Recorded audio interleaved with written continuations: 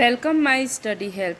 आप सभी हमारे इस चैनल को देख रहे हैं तो हमें लाइक एवं सब्सक्राइब पहले कर दें ताकि हमें और मोटिवेशन मिल सके, जिससे हम ज़्यादा से ज़्यादा आपके सामने इस तरह के प्रश्नों का उत्तर या नोट्स ला सकें। इसमें आज आप फिर से कुछ डायग्राम बनाना सीखेंगे और बाकी सेकंड पार्ट जो इसका होगा उसमें आपको अच्छे से डायग्राम बनाना बता देंगे। तो आज का प्रश्न है अधिगम का आकलन, जो कि बीएड फाइनल ईयर का सब्जेक्ट है, जिसमें समस्या समाधान का एक क्वेश्चन है जो कि आपके लिए टीईटी और टीजीटी पीजीटी के लिए भी लाभदायक होगा। चूँकि हमारे पास समय और पेज की थोड़ी कमी होने के कारण हम यह वीडियो 2 पार्ट में बना रहे हैं। इसका सेकंड पार्ट भी आ जाएगा। तो सबसे पहले आपके सामने ये प्रश्न आया है, इसे ध्यान से देखें और समझें। समस्या समाधान से क्या तात्पर्य है, इसकी विधियों की विवेचना कीजिए। तो हम सबसे पहले लिखेंगे रूपरेखा।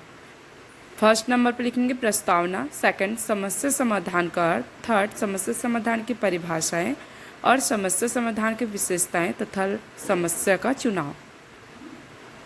अब लिखेंगे समस्या समाधान की विधियाँ, फिर समस्या समाधान विधि के सोपान, समस्या समाधान की उपयोगिता, समस्या समाधान विधि के दोष, समस्या समाधान विधि का शैक्षिक महत्व और लास्ट हम लिखेंगे उपसंहार।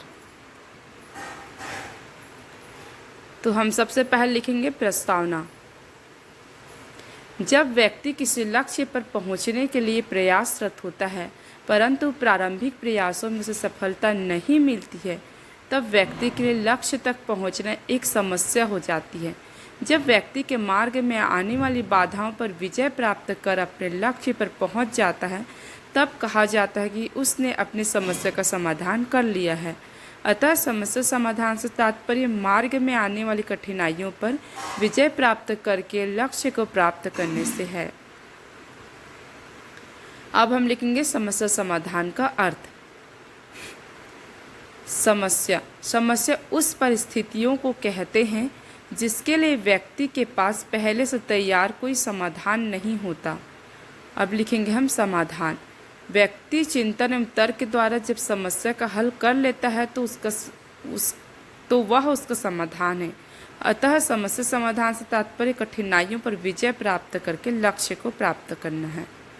अब हम लिखेंगे समस्या समाधान की परिभाषाएं।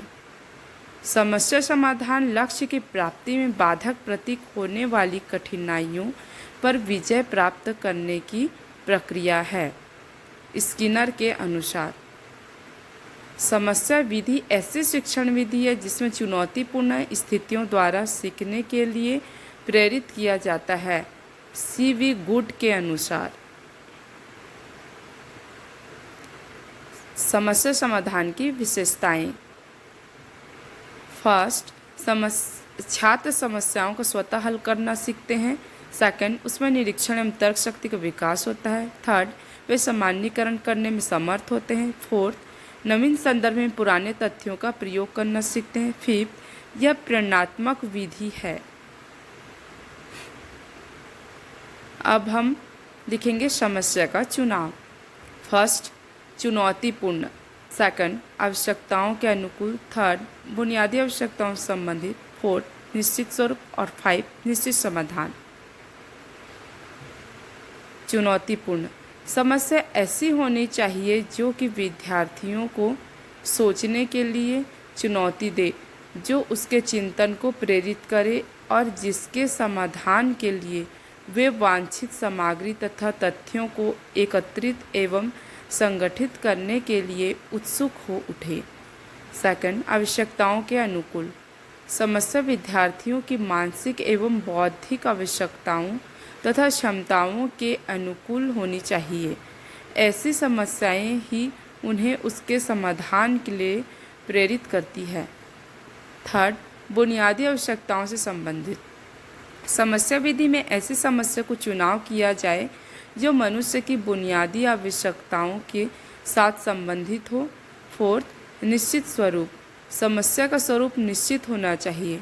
समस्या सुनिश्चित तथा सुस्पष्ट होने पर ही विद्यार्थी पूरी लगन तथा रुचि के साथ समाधान तक पहुंचने का प्रयास करते हैं।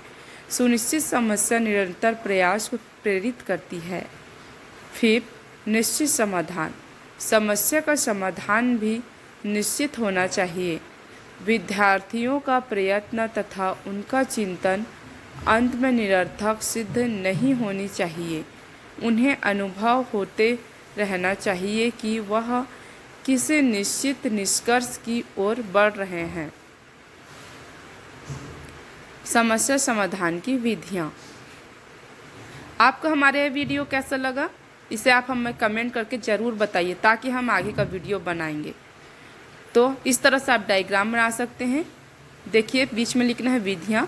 फर्स्ट नंबर पे लिखेंगे अनसिखा तथा आदतजन्य व्यवहार विधि।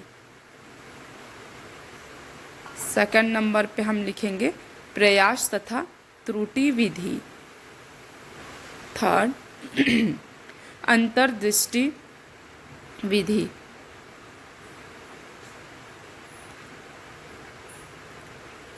अंतर्दृष्टि विधि है, सॉरी। फोर्थ नंबर पे लिखेंगे वैज्ञानिक विधियाँ।